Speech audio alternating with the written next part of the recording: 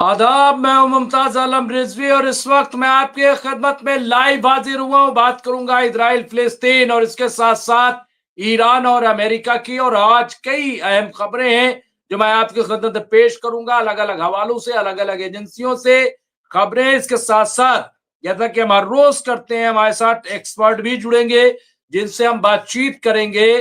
तो आइए शुरू करते हैं बातचीत। और मैं रोज गुजारिश नहीं करता, लेकिन ये जरूर कहूंगा कि जो लोग भी हमसे जुड़ते जाएं वो कम से कम प्रोग्राम को शेयर करते जाएं। तो मैं आपका शुक्रगुजार वैसे भी रहता हूं और रहूंगा। तो बहरहाल मैं शुरू करता हूं। सबसे पहले अगर मैं बात करूं ईरान और अमेरिका की, तो तकरीबन ये बात तय हो गई है कि अब जंग फिलहाल नहीं होने वाली, ऐसा कहा जा रहा है। और बातचीत के लिए तकरीबन बात फाइनल हो गई है, बातचीत होगी। लेकिन क्या इसे ये माना जाए कि ईरान ने घुटने टेक दिए? क्या ये माना जाए कि ईरान ने अमेरिका ने घुटने टेक दिए?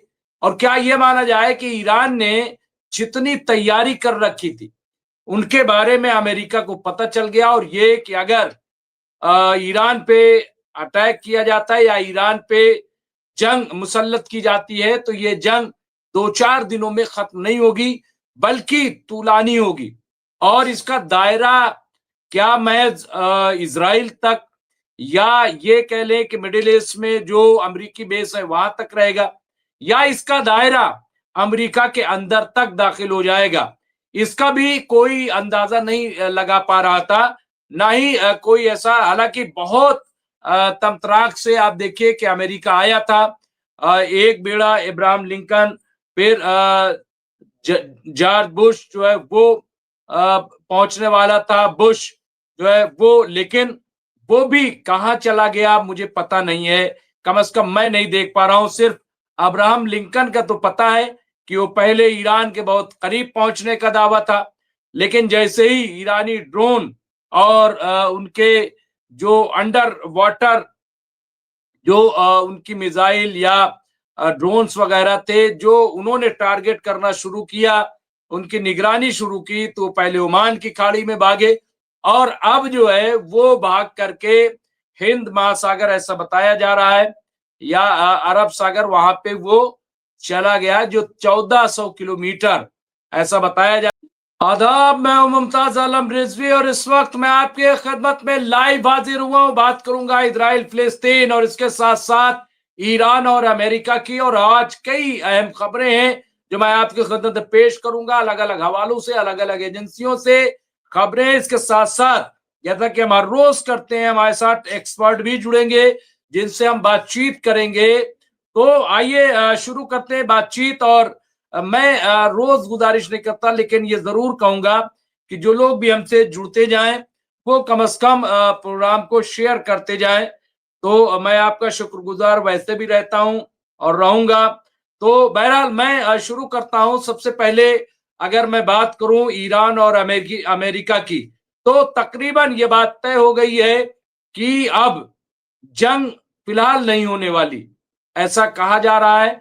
और बातचीत के लिए तकरीबन बात फाइनल हो गई है, बातचीत होगी। लेकिन क्या इसे ये माना जाए कि ईरान ने घुटने टेक दिए? क्या ये माना जाए कि ईरान ने, अमेरिका ने घुटने टेक दिए? और क्या ये माना जाए कि ईरान ने जितनी तैयारी कर रखी थी उनके बारे में अमेरिका को पता चल गया, और ये कि अगर ईरान पे अटैक किया जाता है या ईरान पे जंग मुसल्लत की जाती है, तो ये जंग 2-4 दिनों में खत्म नहीं होगी बल्कि तूलानी होगी। और इसका दायरा क्या महज इजराइल तक, या ये कह लें कि मिडिल ईस्ट में जो अमेरिकी बेस है वहां तक रहेगा, या इसका दायरा अमेरिका के अंदर तक दाखिल हो जाएगा, इसका भी कोई अंदाजा नहीं लगा पा रहा था। ना ही कोई ऐसा, हालांकि बहुत तमतराक से आप देखिए कि अमेरिका आया था। एक बेड़ा इब्राहिम लिंकन, फिर जॉर्ज बुश जो है वो पहुंचने वाला था, बुश जो है वो, लेकिन वो भी कहां चला गया मुझे पता नहीं है। कम से कम मैं नहीं देख पा रहा हूं। सिर्फ अब्राहम लिंकन का तो पता है कि वो पहले ईरान के बहुत करीब पहुंचने का दावा था, लेकिन जैसे ही ईरानी ड्रोन और उनके जो अंडर वाटर जो उनकी मिसाइल या ड्रोन्स वगैरह थे, जो उन्होंने टारगेट करना शुरू किया, उनकी निगरानी शुरू की, तो पहले ओमान की खाड़ी में भागे और अब जो है वो भाग करके हिंद महासागर, ऐसा बताया जा रहा है, या अरब सागर, वहां पे वो चला गया, जो 1400 किलोमीटर, ऐसा बताया जा रहा है, 1400 किलोमीटर दूर जा करके अब्राहम लिंकन रुका है, ऐसी जानकारी मिल रही है। तो बहरहाल ये अपने आप में एक बहुत ही इम्पोर्टेंट, बहुत ही अहम बात है। और सबसे इम्पोर्टेंट ये है कि क्या माना जाए कि क्या ये अमेरिका को इस बात का अंदाजा हो गया था कि जंग जो है वो करना किसी भी एतबार से ठीक नहीं है, ये उसके लिए घाटे का सौदा हो जाएगा। एक जो आज मैंने सुर्खी लगाई है वो बहुत इंपॉर्टेंट, सबसे पहले मैं बात कर लेता हूं कि अंकारा नहीं, अब ओमान में शांति यानी अमन की मीटिंग होगी। ईरान ने रातों रात क्यों बदला वेन्यू, आखिर इसके पीछे क्या वाकई ईरान का ये मानना था, इसके पीछे वजह क्या है, मैं उस पर भी चर्चा करूंगा। लेकिन यहाँ पे मैं दो तीन, चूंकि बहुत इंपॉर्टेंट है, ये भी बहुत अहम है, इसलिए मैं चाहता हूं कि इसका जिक्र जो है वो कर दिया जाए। यहाँ पे आप देख सकते हैं, यहाँ पे अंकारा में मुमकिना मीटिंग को ईरान ने रद्द करवा दिया है, ऐसी खबर है। अब मीटिंग ओमान में होगी। ये बैठक ऐसे वक्त में रद्द कराई गई है जब तुर्की और अमेरिका ईरान के बीच समझौता करा रहा था। सवाल उठ रहा है कि आखिर अंकारा की जगह ओमान में क्यों बैठक कराने का ईरान ने फैसला किया है। देखिए, इसकी बहुत सारी वजह अभी एक्सपर्ट भी बताएंगे, लेकिन एक चीज तो तय है कि जो आज मीडिया में चल रहा है कि ईरान ने तुर्की को आईना दिखाया और तुर्की पे एतमाद नहीं किया, ऐसा कहा जा रहा है। और वो उन्होंने इसीलिए जो है वो ओमान में कहा है कि वहां पे हो, और इसकी बहुत सारी वजूहात हो सकती हैं, बहुत सारी वजह हो सकती हैं, और बहुत मुमकिन है कि ये इसलिए भी हो क्योंकि गजा का भी उसमें मसला जुड़ सकता है। तो अभी जब एक्सपर्ट जुड़ेंगे, जैसा कि मैंने कहा कि उस पर हम बात करेंगे, लेकिन वजह क्या है यहाँ पे अगर थोड़ी बात करें, यहाँ पे बहुत सारे सवाल हैं। ये कहा जा रहा है कि अमेरिका के साथ शांति समझौते पर बातचीत से पहले ईरान ने बड़ा दांव खेला। ईरान ने वार्ता स्थल तुर्की की राजधानी अंकारा की बजाय ओमान करने के लिए कहा है, जिसे अमेरिका मान गया है। शुक्रवार यहाँ पे 6 फरवरी को अमेरिकी दूत स्टीव विटकॉफ और जेरेड कुशनेर ने के साथ ईरान के विदेश मंत्री अब्बास अराक्ची मस्कट में डील पर बात करेंगे। तो यहाँ पे ये आप देखिए, ये अपने आप में एक बड़ी खबर के तौर पे इसे हम देख सकते हैं, और बहुत इंपॉर्टेंट। यहाँ तुर्की नाटो कंट्री है, नाटो गठबंधन में अमेरिका भी शामिल है। ऐसे में ईरान कोई रिस्क नहीं लेना चाहता, किसी भी सूरत में ईरान को तुर्की से फेवर की उम्मीद नहीं है। पहले भी तुर्की ईरान से अमेरिका के सामने सरेंडर करने के लिए कह चुका है। ईरान स्थिति को अब और तनावपूर्ण नहीं बनाना चाहता, और इसीलिए यहाँ पे तुर्की ईरान का प्रतिद्वंदी देश रहा है। तुर्की ने समझौते के लिए अरब देशों को भी नियंत्रण दे रखा है। अगर अरब कंट्री इस बातचीत में शामिल होते तो समझौते की शर्तें बढ़ सकती थी। जगह बदलकर ईरान ने यह बता दिया है कि बातचीत सामूहिक तौर पर नहीं होने वाली है। ओमान की बैठक में अमेरिका को ही सिर्फ आमंत्रित किया गया है। तो यहाँ पे आप देखिए, तुर्की ने यह भी प्रस्ताव दिया ताकि ईरान अपना यूरेनियम अंकारा भिजवा दे।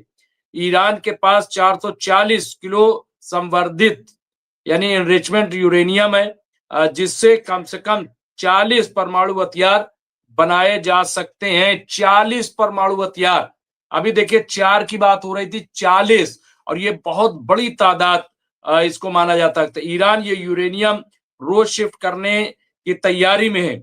अगर अमेरिका उस पर ज्यादा दबाव डालेगा तो उसे रूस शिफ्ट किया जा सकता है, ऐसा है। लेकिन ईरान ने इसे फिलहाल जो है वो मुस्तरद कर दिया है कि ऐसा कुछ भी नहीं है।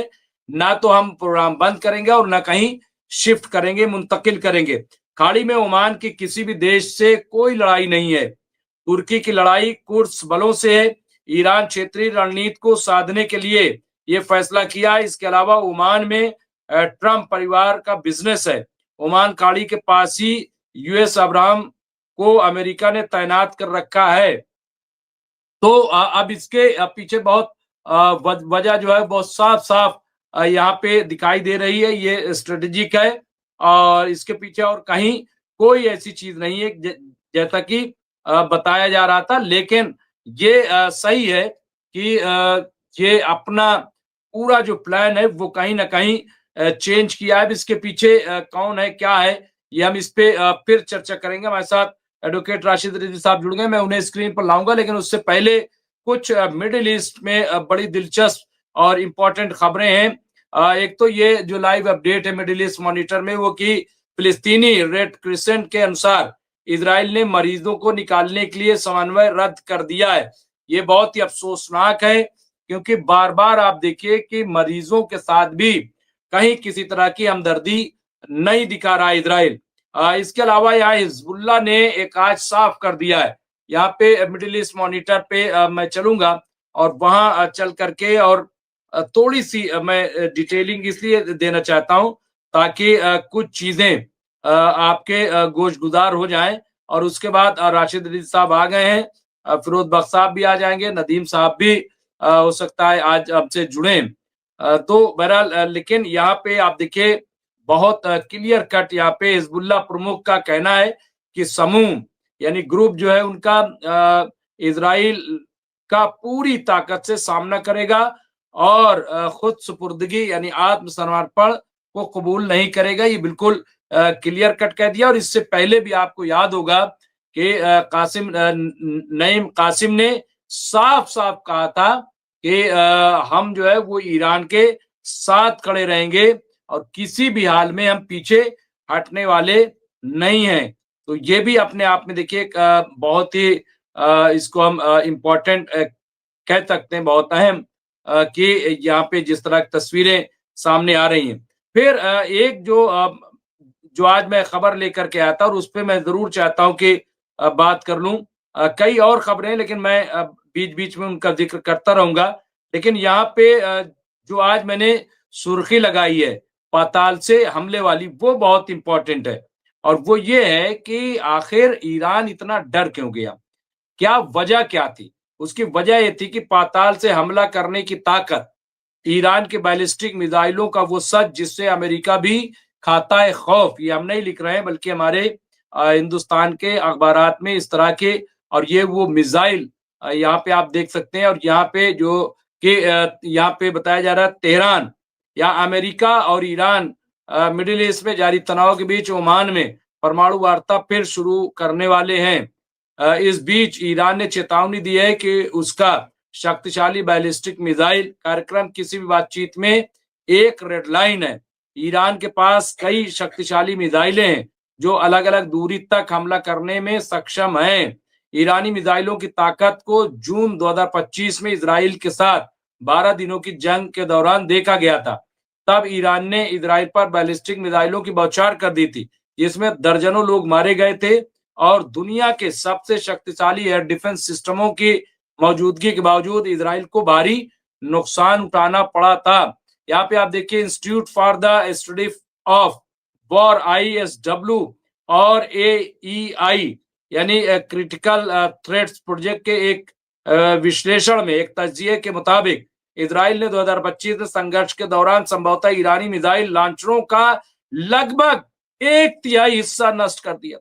हालांकि ईरानी अधिकारियों ने बार बार कहा है कि तेहरान युद्ध के दौरान हुए नुकसान से उबर गया है और उसकी क्षमताएं पहले से कहीं बेहतर हुई हैं। ऐसे में सवाल है कि ईरान की मिसाइल शक्तिशाली कितनी है और क्या वो अमेरिका जैसे महाशक्तिशाली मुल्क को चेतावनी दे सकती है। तो यहाँ पे आप देखिए बताया गया है, यहाँ पे सिजील जो है मिसाइल वो 2000 किलोमीटर की मार कर सकती है। इसके अलावा इमाद मिसाइल जो है वो 1700 किलोमीटर, इमाद 1 मिसाइल 2000 किलोमीटर, गदर जो है वो 2000 kilometre, Shahab 1 300 kilometre, Shahab 3 1300 kilometre, Khurram शहर मिसाइल 2000 किलोमीटर, इसके अलावा होजे हौजिया मिसाइल 1350 किलोमीटर, खैबर शिकन जो कहा जाता है 2000 किलोमीटर, हाजी कासिम मिसाइल 1400 किलोमीटर, इसके अलावा जुल्फकार यहाँ पे मिसाइल 700 किलोमीटर। लेकिन ये अभी इसमें बहुत सारी ऐसी मिसाइलें हैं जो इससे ज्यादा यानी 1200 किलोमीटर तक मार करने की अहलियत रखती है। बहरहाल तो ये और खास तौर से जो अंडरग्राउंड इनकी मिसाइलें हैं, वो पाताल जिसको कहते हैं, और वाकई ईरान के पास इस तरह की मिसाइलें मौजूद हैं, और क्या क्या मौजूद है अभी किसी को शायद नहीं पता, और यही एक खौफ है, यही डर है। मैं 1400 किलोमीटर दूर जाकर के अब्राहम लिंकन रुका है, ऐसी जानकारी मिल रही है। तो बहरहाल ये अपने आप में एक बहुत ही इम्पोर्टेंट, बहुत ही अहम बात है। और सबसे इम्पोर्टेंट ये है कि क्या माना जाए कि क्या ये अमेरिका को इस बात का अंदाजा हो गया था कि जंग जो है वो करना किसी भी एतबार से ठीक नहीं है, ये उसके लिए घाटे का सौदा हो जाएगा। एक जो आज मैंने सुर्खी लगाई है वो बहुत इंपॉर्टेंट, सबसे पहले मैं बात कर लेता हूं कि अंकारा नहीं, अब ओमान में शांति यानी अमन की मीटिंग होगी। ईरान ने रातों रात क्यों बदला वेन्यू, आखिर इसके पीछे क्या वाकई ईरान का ये मानना था, इसके पीछे वजह क्या है, मैं उस पर भी चर्चा करूंगा। लेकिन यहाँ पे मैं दो तीन, चूंकि बहुत इंपॉर्टेंट है, ये भी बहुत अहम है, इसलिए मैं चाहता हूं कि इसका जिक्र जो है वो कर दिया जाए। यहाँ पे आप देख सकते हैं, यहाँ पे अंकारा में मुमकिना मीटिंग को ईरान ने रद्द करवा दिया है, ऐसी खबर है। अब मीटिंग ओमान में होगी। ये बैठक ऐसे वक्त में रद्द कराई गई है जब तुर्की और अमेरिका ईरान के बीच समझौता करा रहा था। सवाल उठ रहा है कि आखिर अंकारा की जगह ओमान में क्यों बैठक कराने का ईरान ने फैसला किया है। देखिए, इसकी बहुत सारी वजह अभी एक्सपर्ट भी बताएंगे, लेकिन एक चीज तो तय है कि जो आज मीडिया में चल रहा है कि ईरान ने तुर्की को आईना दिखाया और तुर्की पे एतमाद नहीं किया, ऐसा कहा जा रहा है। और वो उन्होंने इसीलिए जो है वो ओमान में कहा है कि वहां पे हो, और इसकी बहुत सारी वजूहात हो सकती हैं, बहुत सारी वजह हो सकती हैं, और बहुत मुमकिन है कि इसलिए भी हो क्योंकि गजा का भी उसमें मसला जुड़ सकता है। तो अभी जब एक्सपर्ट जुड़ेंगे, जैसा कि मैंने कहा कि उस पर हम बात करेंगे, लेकिन वजह क्या है यहाँ पे अगर थोड़ी बात करें, यहाँ पे बहुत सारे सवाल हैं।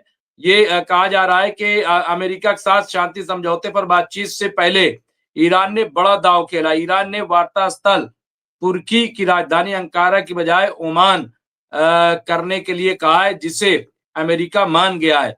शुक्रवार यहाँ पे 6 फरवरी को अमेरिकी दूत स्टीव विटकॉफ और जेरेड कुशनेर के साथ ईरान के विदेश मंत्री अब्बास अराक्ची मस्कट में डील पर बात करेंगे।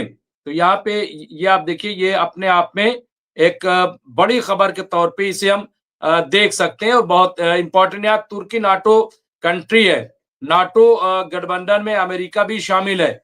ऐसे में ईरान कोई रिस्क नहीं लेना चाहता, किसी भी सूरत में ईरान को तुर्की से फेवर की उम्मीद नहीं है। पहले भी तुर्की ईरान से अमेरिका के सामने सरेंडर करने के लिए कह चुका है। ईरान स्थिति को अब और तनावपूर्ण नहीं बनाना चाहता, और इसीलिए यहाँ पे तुर्की ईरान का प्रतिद्वंदी देश रहा है। तुर्की ने समझौते के लिए अरब देशों को भी नियंत्रण दे रखा है। अगर अरब कंट्री इस बातचीत में शामिल होते तो समझौते की शर्तें बढ़ सकती थी। जगह बदलकर ईरान ने ये बता दिया है कि बातचीत सामूहिक तौर पर नहीं होने वाली है। ओमान की बैठक में अमेरिका को ही सिर्फ आमंत्रित किया गया है। तो यहाँ पे आप देखिए, तुर्की ने यह भी प्रस्ताव दिया ताकि ईरान अपना यूरेनियम अंकारा भिजवा दे। ईरान के पास 440 किलो संवर्धित यानी एनरिचमेंट यूरेनियम है, जिससे कम से कम 40 परमाणु हथियार बनाए जा सकते हैं। 40 परमाणु हथियार। अभी देखिए 4 की बात हो रही थी, 40, और ये बहुत बड़ी तादाद इसको माना जाता है। ईरान ये यूरेनियम रोज शिफ्ट करने की तैयारी में है। अगर अमेरिका उस पर ज्यादा दबाव डालेगा तो उसे रूस शिफ्ट किया जा सकता है, ऐसा है। लेकिन ईरान ने इसे फिलहाल जो है वो मुस्तरद कर दिया है कि ऐसा कुछ भी नहीं है, ना तो हम प्रोग्राम बंद करेंगे और ना कहीं शिफ्ट करेंगे, मुंतकिल करेंगे। खाड़ी में ओमान के किसी भी देश से कोई लड़ाई नहीं है। तुर्की की लड़ाई कुर्स बलों से है। ईरान क्षेत्रीय रणनीति को साधने के लिए ये फैसला किया। इसके अलावा ओमान में ट्रंप परिवार का बिजनेस है। ओमान खाड़ी के पास ही यूएस अब्राहम को अमेरिका ने तैनात कर रखा है। तो अब इसके पीछे बहुत वजह जो है बहुत साफ साफ यहाँ पे दिखाई दे रही है। ये स्ट्रेटेजिक है और इसके पीछे और कहीं कोई ऐसी चीज नहीं है जैसा कि बताया जा रहा था। लेकिन ये सही है कि ये अपना पूरा जो प्लान है वो कहीं ना कहीं चेंज किया है। इसके पीछे कौन है, क्या है, ये हम इस पे फिर चर्चा करेंगे। हमारे साथ एडवोकेट राशिद रिजवी साहब जुड़ गए, मैं उन्हें स्क्रीन पर लाऊंगा। लेकिन उससे पहले कुछ मिडिल ईस्ट में बड़ी दिलचस्प और इंपॉर्टेंट खबरें हैं। एक तो ये जो लाइव अपडेट है मिडिल ईस्ट मॉनिटर में, वो कि फिलिस्तीनी रेड क्रिसेंट के अनुसार इजराइल ने मरीजों को निकालने के लिए समन्वय रद्द कर दिया है। ये बहुत ही अफसोसनाक है, क्योंकि बार बार आप देखिए कि मरीजों के साथ भी कहीं किसी तरह की हमदर्दी नहीं दिखा रहा इजराइल। इसके अलावा यहाँ हिजबुल्लाह ने एक आज साफ कर दिया है। यहाँ पे मिडिल ईस्ट मॉनिटर पे मैं चलूंगा और वहां चल करके और थोड़ी सी मैं डिटेलिंग इसलिए देना चाहता हूं ताकि कुछ चीजें आपके गोशगुजार हो जाएं। और उसके बाद राशिद रिजवी साहब आ गए हैं, फिरोज बख्श साहब भी आ जाएंगे, नदीम साहब भी हो सकता है आज आपसे जुड़े। तो बहरहाल लेकिन यहाँ पे आप देखिए बहुत क्लियर कट यहाँ पे हिजबुल्लाह प्रमुख का कहना है कि समूह यानी ग्रुप जो है उनका इजराइल का पूरी ताकत से सामना करेगा और खुद सुपुर्दगी यानी आत्मसमर्पण को कबूल नहीं करेगा। ये बिल्कुल क्लियर कट कह दिया। और इससे पहले भी आपको याद होगा कि नईम कासिम ने साफ साफ कहा था कि हम जो है वो ईरान के साथ खड़े रहेंगे और किसी भी हाल में हम पीछे हटने वाले नहीं हैं। तो ये भी अपने आप में देखिए बहुत ही इसको हम इम्पोर्टेंट कह सकते हैं, बहुत अहम कि यहाँ पे जिस तरह की तस्वीरें सामने आ रही हैं। फिर एक जो आज मैं खबर लेकर के आया था और उस पर मैं जरूर चाहता हूं कि बात कर लूं। कई और खबरें, लेकिन मैं बीच बीच में उनका जिक्र करता रहूंगा। लेकिन यहाँ पे जो आज मैंने सुर्खी लगाई है पाताल से हमले वाली, वो बहुत इंपॉर्टेंट है।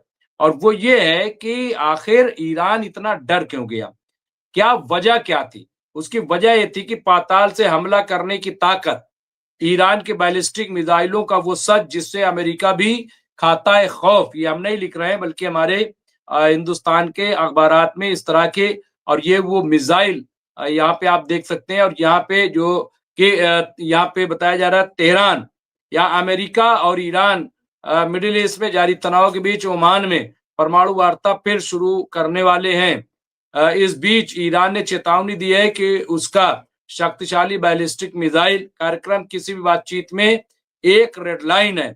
ईरान के पास कई शक्तिशाली मिसाइलें हैं जो अलग अलग दूरी तक हमला करने में सक्षम हैं।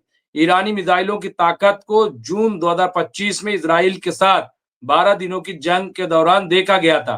तब ईरान ने इजराइल पर बैलिस्टिक मिसाइलों की बौछार कर दी थी, जिसमें दर्जनों लोग मारे गए थे और दुनिया के सबसे शक्तिशाली एयर डिफेंस सिस्टमों की मौजूदगी के बावजूद इजराइल को भारी नुकसान उठाना पड़ा था। यहाँ पे आप देखिए institute for the study of war ISW और AEI यानी क्रिटिकल थ्रेट्स प्रोजेक्ट के एक विश्लेषण में, एक तज्जिए के मुताबिक इजराइल ने 2025 में संघर्ष के दौरान संभवतः ईरानी मिसाइल लॉन्चरों का लगभग 1/3 हिस्सा नष्ट कर दिया। हालांकि ईरानी अधिकारियों ने बार बार कहा है कि तेहरान युद्ध के दौरान हुए नुकसान से उबर गया है और उसकी क्षमताएं पहले से कहीं बेहतर हुई हैं। ऐसे में सवाल है कि ईरान की मिसाइल शक्तिशाली कितनी है और क्या वो अमेरिका जैसे महाशक्तिशाली मुल्क को चेतावनी दे सकती है। तो यहाँ पे आप देखिए बताया गया है, यहाँ पे सिज्जील जो है मिसाइल वो 2000 किलोमीटर की मार कर सकती है। इसके अलावा इमाद मिसाइल जो है वो 1700 किलोमीटर, इमाद 1 मिसाइल 2000 किलोमीटर, गदर जो है वो 2000 kilometre, Shahab 1 300 kilometre, Shahab 3 1300 kilometre, Khurram शहर मिसाइल 2000 किलोमीटर। इसके अलावा होजे हौजिया मिसाइल 1350 किलोमीटर, खैबर शिकन जो कहा जाता है 2000 किलोमीटर, हाजी कासिम मिसाइल 1400 किलोमीटर। इसके अलावा जुल्फकार यहाँ पे मिसाइल 700 किलोमीटर। लेकिन ये अभी इसमें बहुत सारी ऐसी मिसाइलें हैं जो इससे ज्यादा यानी 1200 किलोमीटर तक मार करने की अहलियत रखती है। बहरहाल तो ये और खास तौर से जो अंडरग्राउंड इनकी मिसाइलें वो पाताल जिसको कहते हैं, और वाकई ईरान के पास इस तरह की मिसाइलें मौजूद हैं और क्या क्या मौजूद है भी किसी को शायद नहीं पता, और यही एक खौफ है, यही डर है। मैं